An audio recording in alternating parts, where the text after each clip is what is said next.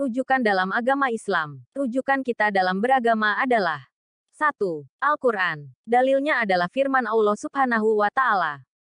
Ikutilah apa yang telah diturunkan kepada kalian dari Rabb kalian dan janganlah kalian mengikuti wali-wali selain Allah. Sedikit sekali dari kalian yang mau mengambil pelajaran. Al-Quran Surah Al-A'raf 3. 2. Hadits. Al-Quran dan hadis tidak bisa dipisahkan karena dua hal tersebut sama-sama berfungsi sebagai rujukan utama dalam agama Islam dan wajib bagi setiap muslim untuk berpegang teguh kepada keduanya. Dalil untuk berpegang teguh dengan Al-Quran dan hadits disebutkan dalam Muwatta, Imam Malik. Aku telah tinggalkan bagi kalian dua perkara yang kalian tidak akan sesat selamanya jika berpegang teguh dengan keduanya, yaitu Al-Quran dan Sunnah Nabi Shallallahu Alaihi Wasallam. Hari Al-Hakim. Sanadnya sahih, kata Al-Hakim. 3. Pemahaman para sahabat. Agama Islam adalah agama yang punya rujukan, yaitu dalil. Dan yang paling pertama memahami dalil-dalil tersebut adalah para sahabat radhiyallahu ta'ala anhum. Oleh karena itu kita wajib mengikuti pemahaman mereka dalam beragama. Alasannya adalah sebagai berikut. 1. Mereka belajar langsung kepada Nabi Muhammad Shallallahu Alaihi Wasallam. 2. Mereka adalah orang-orang yang dijamin oleh Allah akan masuk surga. 3. Mereka adalah orang-orang yang dipuji dalam Al-Quran. Silahkan buka Al-Quran Surah At-Taubah ayat 100. Dalil yang memerintahkan agar mereka diikuti adalah hadis dari Abdullah bin Amr. Ia berkata bahwa Rasulullah Shallallahu Alaihi Wasallam bersabda, sesungguhnya Bani Israel terpecah menjadi 72 golongan. Sedangkan umatku terpecah menjadi 73 golongan. Semuanya di neraka kecuali satu. Para sahabat bertanya, siapa golongan yang selamat itu wahai Rasulullah?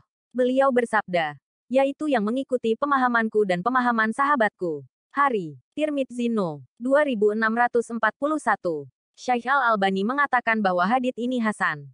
4. Pemahaman para tabi'in. Tabi'in, pengikut, adalah orang Islam awal yang masa hidupnya setelah para sahabat Nabi dan tidak mengalami masa hidup Nabi Muhammad.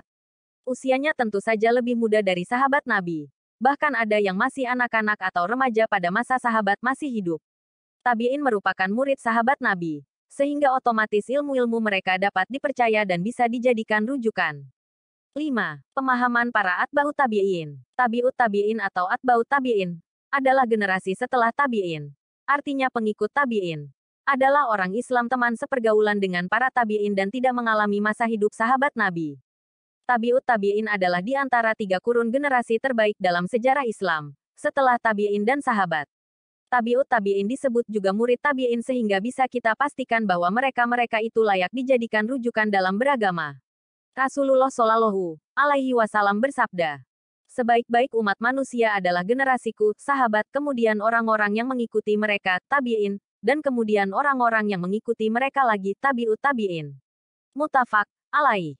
6. Dan yang mengikuti mereka. Maksudnya adalah ulama atau orang yang berilmu dan berpegang pada Al-Quran dan As-Sunnah dan pemahaman 3 generasi yang telah kita sebutkan tadi, yaitu sahabat, tabi'in dan atba'ut tabi'in.